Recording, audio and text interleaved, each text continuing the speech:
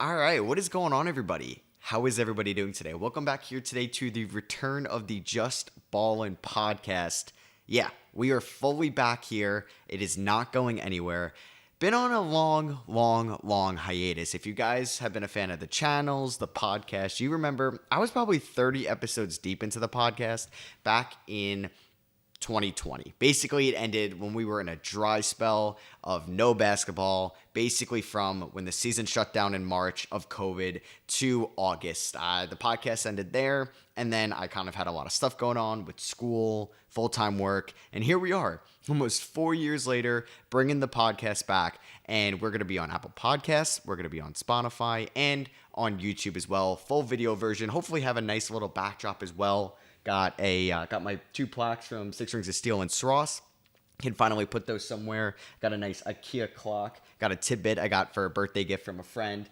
Some books that you can maybe even see. And then kind of just like a watch holder and key holder as well. So yeah, I'm very excited to be bringing this back. It's where I can be a little bit more personal with you guys as well and kind of just talk any topics that I want. Obviously, we're going to talk a ton of NBA, ton of college hoops, ton of rankings, ton of predictions, ton of previews, all that type of stuff, which I'm very excited to do. And if you guys ever want any guests on the channel, please let me know as well. I think obviously those would be fun if we're doing like playoff predictions or anything like that going forward, mock drafts, etc. So yeah, here we are. Hope you guys do enjoy. Thank you for watching. If you're watching on YouTube, I'd appreciate you dropping a thumbs up on the video. Subscribe. Gonna have kind of clips coming out through this as well as obviously the long form podcast. And if you're listening on Spotify or Apple Podcasts, would obviously really appreciate a rating and review and just following over there. But the goal right now is minimum 2 podcast episodes a week, but hopefully 3. And if I can't even get into it, 4. Now, I do have a Patreon that you guys will see a link in the YouTube description as well, where you guys can get additional podcast episodes and you can get additional mailbags, because obviously mailbags will be a big thing from here as well. And you guys can get those over there. I'll also shout out the Patreon subscribers at the end of this because I really appreciate them. So basically, the trade deadline just ended. It was a long day. It was. Woke up pretty much at I woke up at 5:45 a.m. Drove my girlfriend to work, hit the gym, got to kind of my office set up at around 8:30, and I was just itching, man. It was quiet. Everybody was talking on Twitter. Where are the trades? Where are the trades? And then we get a couple moves went down. Buddy Hield got traded to the Philadelphia 76ers. We got Daniel Gafford to the Dallas Mavericks. And then we got a big one. Probably the biggest one of the day was Bojan Bogdanovic and Alec Burks getting traded to the New York Knicks. So we're going to go through pretty much every deadline deal, what I thought about that. And then we're basically just kind of give maybe a grade, what I think. If you guys want more of like a YouTube format video of that as well, that will be up on the Sross channel, where I'm going to be grading every team's deadline. And then obviously we'll have like the post-deadline rebuilds as well over on the Six Rings of Steel channel. But yeah, I live streamed from basically, I was like, I got to get started. I was like supposed to go live at 12, went live at 11:30. Had some streaming issues. I don't even know. My PC has been fine for me for so long. It's been 5 years, but it's been acting kind of weird for me now. I'm building a PC for the first time ever with one of my friends that knows how to do that, so I'm very excited for that. And hopefully the specs are a lot better and I don't have issues with that, because I don't think my PC was able to handle my webcam and the streaming software, which doesn't really make any sense, or something to do with the monitor. I don't know. It's above my pay grade. So I had a lot of issues there, but the stream turned out great. You guys had a good turnout on there, and we had a really good time talking kind of trades and hoops and stuff like that. And then my Twitter got hacked. I assume it was from TweetDeck, which I was using to show to the stream. It gets hacked, and I'm like on Reddit reading how you can get it back, and everyone's like, you're screwed. Ever since Elon took over Twitter, their support staff is shit, and you're basically screwed. But you know what? Support staff came through. It came through, man, and I got it back, so I'm very happy about that, because I was like, you know what, maybe I don't really need to use Twitter anymore. Maybe this is it. Maybe I should just stop using Twitter, because you use it a ton. But now I got it back, so we're full back there, and made some videos for you guys. I've been pretty much doing content for 12 hours now, so my head's kind of spinning, so I apologize if I mess up some things as I'm recording this. So let's just dive right in. I'm going to talk about every trade. We'll see how long that goes. If not, if I have some time, I'm going to run through my power rankings post-trade, which is going to also be a main video on the Sross channel. So yeah, first off, Mavericks added PJ Washington from the Hornets. They sent Grant Williams, Seth Curry, and a 2027 lightly protected first rounder to Charlotte for PJ Washington. Let's talk about this for Charlotte first. So Charlotte made other notable moves pretty much in the past month, trading away Terry Rozier to the Miami Heat, traded Gordon Hayward to the OKC Thunder, an expiring free agent Gordon Hayward. Love that trade for them. We'll get that into that in a little bit. But you know what? I kind of like PJ Washington getting moved from Charlotte. Like, obviously, they're going to be entering into an even bigger rebuild than they were already doing. I mean, Charlotte hasn't had really much team success in the last 15 years. I'm not saying they're like the laughingstock of the NBA, but they're not very good. Obviously, like Kemba Walker era didn't really work out. And this team with giving Gordon Hayward all that money, giving Terry Rozier all that money, hasn't really worked out. But you know what? LaMelo Ball has been a good draft pick, either like him or not. He's still been good for them. Brandon Miller, big debate. Should he go 2? Should they go Scoot? He's worked out. He looks like he's the franchise guy of this team. And you know what? I kind of like this team bottoming out this year. I do. They are going to be bad the second half of the year. LaMelo's already had multiple injuries. Miles Bridges wasn't going to agree to a trade. I mean, you could say what you want about him. Obviously, ton of bad stuff you could say about him, so you've heard that elsewhere. I won't go into it, but he probably just wanted to inflate his stats a little bit so he can get a bigger payday, because obviously he's going to be like the top scoring option on this team. Go figure. I mean, I'm not getting into Miles Bridges right now, but yeah, PJ Washington was drafted to the Hornets in 2019. I like this move for them, and they get a first-round pick for PJ Washington, who I don't think is a very good defender either, and his offensive splits have or his efficiency has taken a dip ever since his volume has gone up. So I think a nice sell high by Charlotte, and they get Grant Williams. They can try to turn his career around a little bit and maybe flip him in the offseason. Seth Curry, we'll see kind of what his role is. And then the 2027 first rounder. Hell yeah, Charlotte. Let's get some future first. You really haven't had that much in your career as a team, basically, since becoming the Hornets. And then for Dallas, Washington is an upgrade over Grant. Grant is not fitting well with Dallas this season. Did I think they should give up a first round pick in this deal? No. Like, I thought this would have been a perfect Dorian Finney-Smith package. I'm sure Brooklyn didn't want Grant Williams in a first, which I would have taken if I were Brooklyn. But PJ Washington, good floor spacer. Hopefully his shooting increases a little bit and improves a little bit since getting traded to the Mavericks. But yeah, this is probably going to be a better grade for the Hornets, in my opinion. I like this a little bit more for Charlotte. And yeah, I think Dallas maybe paid a little bit too much for PJ Washington, but he's under contract this year, next year, and the year after that, so at least they have some control with him going forward. Another big deal was Buddy Hield getting traded from the Pacers to the Sixers for Furkan Korkmaz, Marcus Morris, and 3 future second-round picks. Buddy Hield, really good three-point shooter, not much of a defender, not much of a shot creator at times if his shot's not falling, and I think Indiana did great. Expiring deal. Probably didn't really want to be in Indiana that much longer, and they got 3 future second rounders in Furkan, who's still a solid shooter at times. If he's ever going to play for them, I doubt it. So I actually like this turn for Indiana. As for Philly, you know what? Hield's an expiring contract. He's better than Marcus Morris. He's better than Furkan Korkmaz. And you still going to have optimal cap flexibility in the offseason. So I like this trade for both teams. I think this was actually a win-win trade, and I liked it a ton. I don't really think I had any gripes for it. The Suns added Royce O'Neal and David Roddy in a 3-team trade. I mean, shout out to Phoenix. They don't have many assets. They didn't have many trade chips, and they still ended up with a good role player in Royce O'Neal and took a flyer on David Roddy, who was just a first-round pick 2 years ago, for just basically seconds. I mean, you can say what you want about second-round picks. They're kind of a crapshoot at the end of the day. You can always buy them with cash as well, from like 45 to 60. But they just have like no seconds going forward, and all their first are either gone or swap worse. So yeah, not a lot looking forward to for the draft for the Suns, but you know what? They're obviously in win now mode. They're still a team that could win a championship with Kevin Durant and Devin Booker at the helm. And then they obviously have Bradley Beal, Nurkic. Grayson Allen's been one of the better three-point shooters in the league this year. Hopefully Josh Okogie can still be like a really top-tier defender for that team. And then them getting Royce O'Neal, another good defender also. And then you can probably kind of be more comfortable with Booker at the 1, Beal at the 2, KD at the 3, O'Neal at the 4, and Nurkic at the 5, and then kind of keep Grayson Allen as that pseudo 6-man for you. Grizzlies get a future swap in Yuta Watanabe. David Roddy's value is that low. I didn't really like him coming out of Colorado State. Zach Kleiman, their GM, one of the smartest GMs in the league, it feels like, but just kind of missed on that pick, and the Jake LaRavia pick as well. And then for the Nets, you're getting 3 future seconds for Royce O'Neal and expiring. Yeah, I think that's a good deal. Apparently, they could have got a first for him earlier in the year, and they said no. I mean, Sean Marks has not really done a great job in the post-KD Kyrie era. The Pacers traded for Doug McDermott, basically flipping Marcus Morris, who they got for Buddy Hield in a second.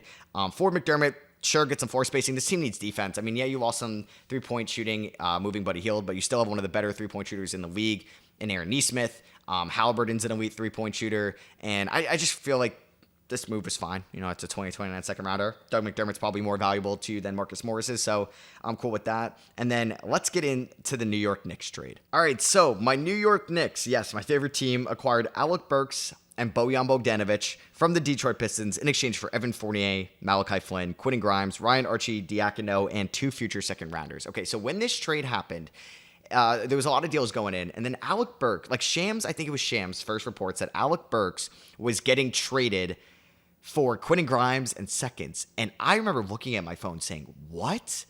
Either Burks' value is that high or Grimes' value that low. What are we doing?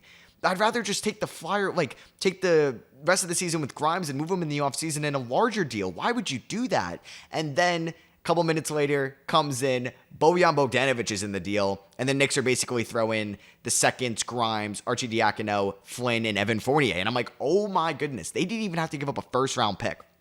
I was ecstatic, over the moon. The Knicks desperately needed some shot creation ever since the OG Anunoby trade. Moving on from Quickly and RJ Barrett, the second unit has not been great in that aspect. And obviously, they've been relying a lot on DiVincenzo with the absence of OG Anunoby. He's going to be out for a couple weeks too with elbow surgery. So this was an amazing trade for the Knicks, man. Getting Bojan Bogdanovic, who is still a good player. He may regress next year. This may be his last good season, but he's still a 20-point-per-game scorer, shooting great from three, good from the field, and he was on a bad team. He's going to be asked in a much smaller role on the Knicks, but could still be an efficient bench scorer for them, and I love this. Same with Burks, man. Burks is an elite three-point shooter this season, and that's really all they need him to do. Come off the bench, hit 2 to 3 threes a night, and you are golden. It's what they needed, man. And both aren't, like, complete liabilities on the defensive end, but they're not really elite defenders by any means. But the thing with, okay, Burks is an expiring deal, but Bojan, he's making $18-19 million next year.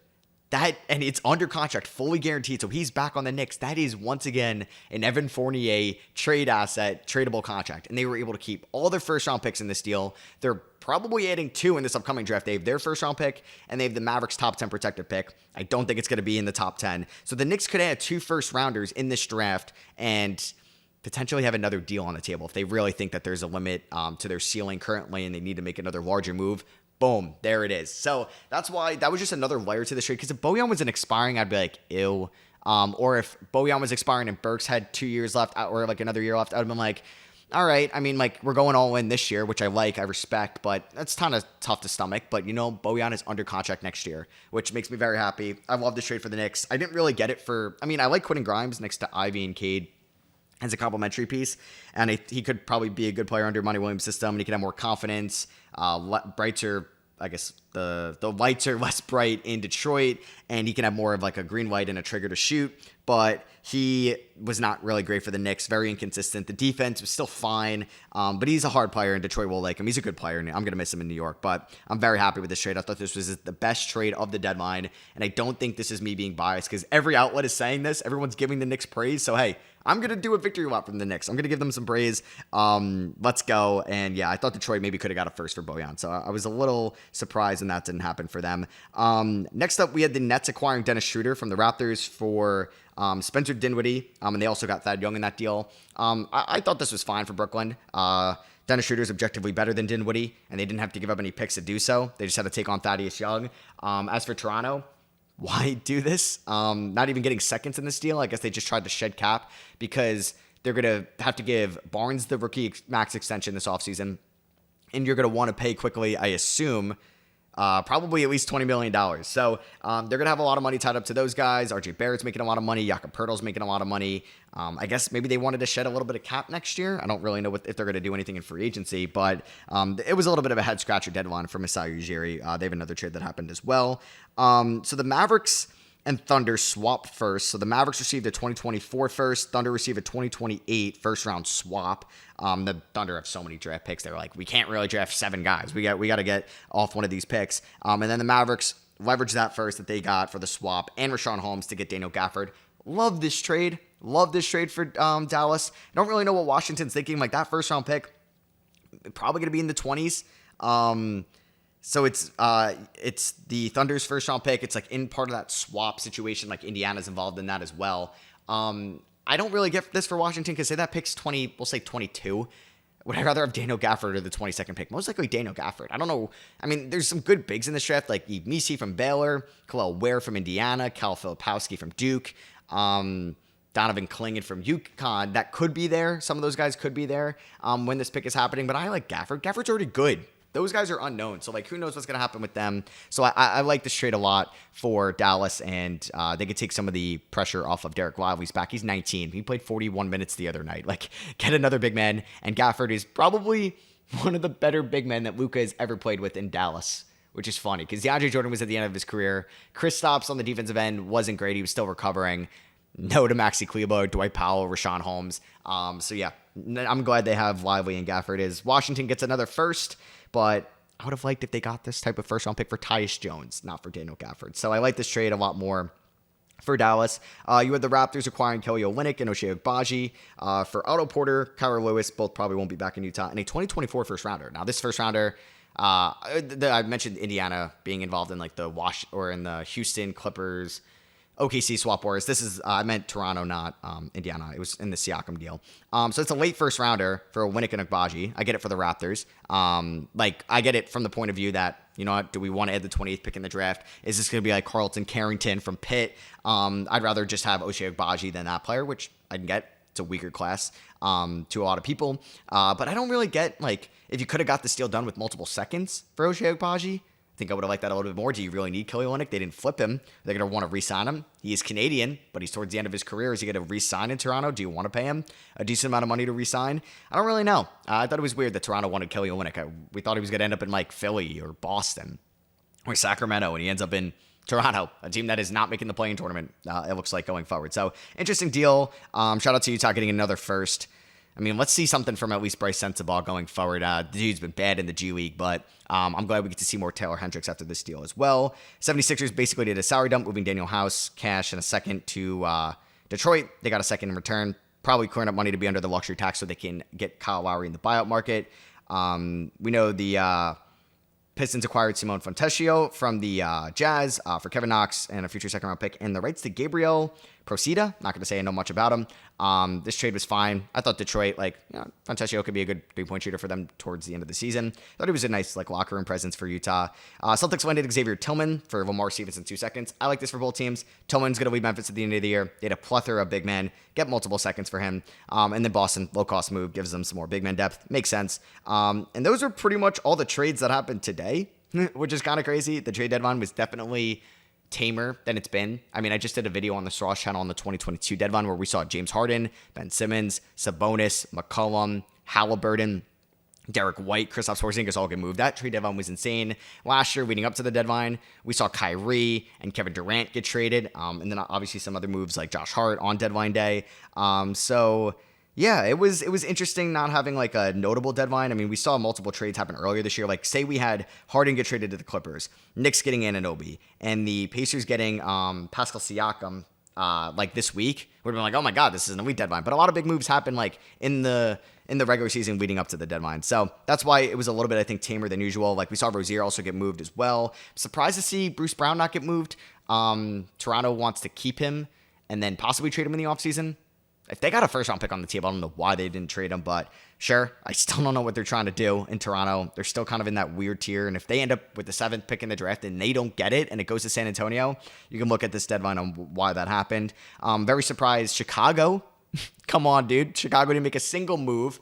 Zach LaVine is out for the year, so they weren't able to move him. They couldn't sell him to Detroit, and then they didn't move DeRozan. They didn't move Caruso. They didn't move Drummond. Why? You want to make the play-in tournament? Watch them. I remember they got Pat Bev in the buyout market last year. Watch them do that type of move and sell to the fans. We're going all in. We're going to be the 9th seed in the playoffs. It's going to happen. DeRozan's daughter is going to go to the play-in tournament game and get in the other team's head. I don't know, man. I just thought it was kind of silly that they didn't make any move, and I know their fan base is very pissed with it. I wonder if... I feel like Carney Shovas will be back.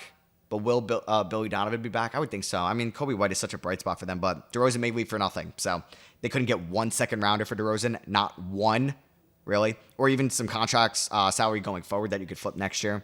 I don't know. I thought that was pretty lame by Chicago not to make a move. Golden State didn't make a move. I mean, they traded Corey Joseph to Indiana for basically cash. Robin Lopez got traded to Sacramento.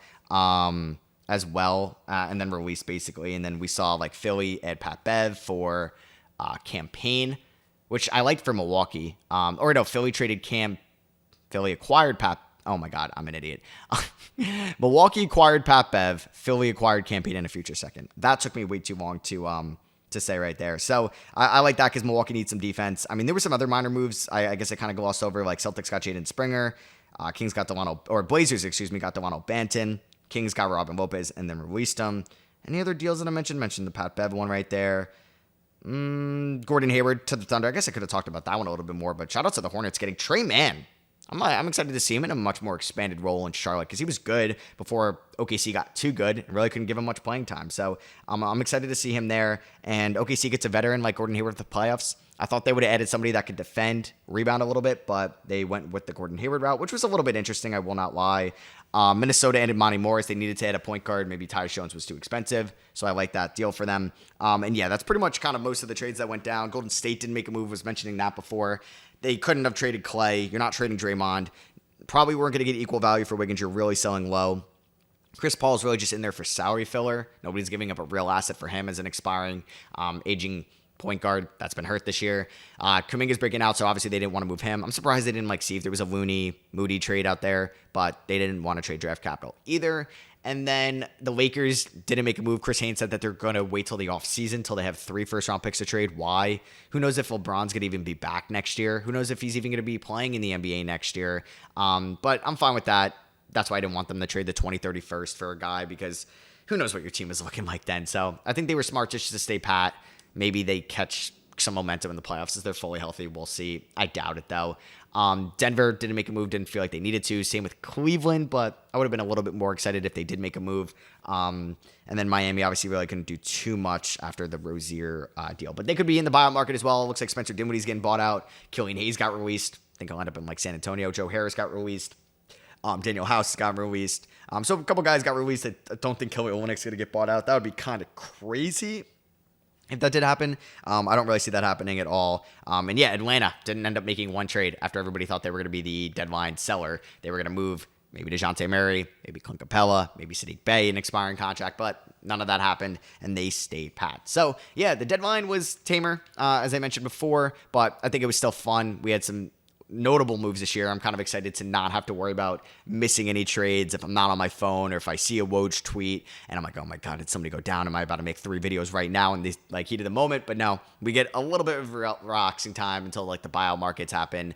And until the playoffs, which is going to be very exciting because we're going to get some really good playoff matchups this year. All right, so I think that's just going to be it for episode 1, just kind of the return of the Just Ballin' pod. I plan on having my my ranking video, NBA Power Rankings, be the next episode, so you guys should get that hopefully on Sunday, Super Bowl Sunday. If not, that might be a Monday morning one, and then I'm going to probably attach a draft prospect I guess analysis to that as well. I've done scouting reports on Ron Holland. I've done a scouting report on Cody Williams, and I've also done one on Rob Dillingham. I'm excited for my next one as well. I do want to shout out people on the Patreon that are going to get additional podcast episodes and mailbags as well. And you guys will be able to kind of ask questions in the comments, and I'm going to bring them up for mailbags as well because obviously those are really fun to do. But I want to shout out Griffey. I want to shout out Davis. I want to shout out Julian. I want to shout out Jacob. Thank you guys for being kind of paid members of the Patreon. It really means a lot, and you guys are supporting me in that type of way. So yeah, I hope you guys did enjoy, I guess, this first episode of the Just Ballin' podcast. We were just kind of recapping the trade deadline, like I said. Hopefully to have minimum 2 episodes a week, even with everything going on, because we could do redrafts, we could do regrades, we could just kind of look at revisionist history of trades that went down. Obviously, I want to do scouting reports as well and talk about the draft. I'm also going to be doing a mock draft next week as well, so I will be talking about that. That will probably be like a midweek episode. And I'm super excited for the draft. I also love it that this year, there's no consensus number 1, 2, or 3. It's kind of a crapshoot, and people say it's a down draft, so I feel like this is, there's still going to be good players. So this is where you can make a name for yourself. This is where, if you really like a prospect, latch onto him, and if they're good, you can use that for your street cred. But if they don't work out, hey, this is where maybe people are going to get exposed. Because obviously it was easy to say Wemby was the top guy last year, but who's the top guy this year? Is it Alexander Sarr at Perth? Is it Nikola Topic of Red Star? Is it Cody Williams at Colorado? Is it Rob Dillingham of Kentucky? Is it Zachary Reese-Asher? Matas Buzelis, Ron Holland? It could be a plethora of guys. So hope you guys did enjoy. Like I said earlier in the pod, if you're watching on YouTube, I would appreciate you dropping a thumbs up. Let me know in the comments what you guys think of the trade deadline. And if you guys are listening on Apple Podcasts or Spotify, I would appreciate a rating and review over there as well. That means a lot. I'm excited to be bringing you guys this, and it's just kind of chill. Hopefully on YouTube, you guys can kind of give me maybe some suggestions if this looks good. Maybe I just got to move the camera back, move it closer, maybe move the mic out of the way. You guys can let me know. So yeah, thank you all for watching and listening. I love you guys. I'll catch you guys in episode 2. Peace.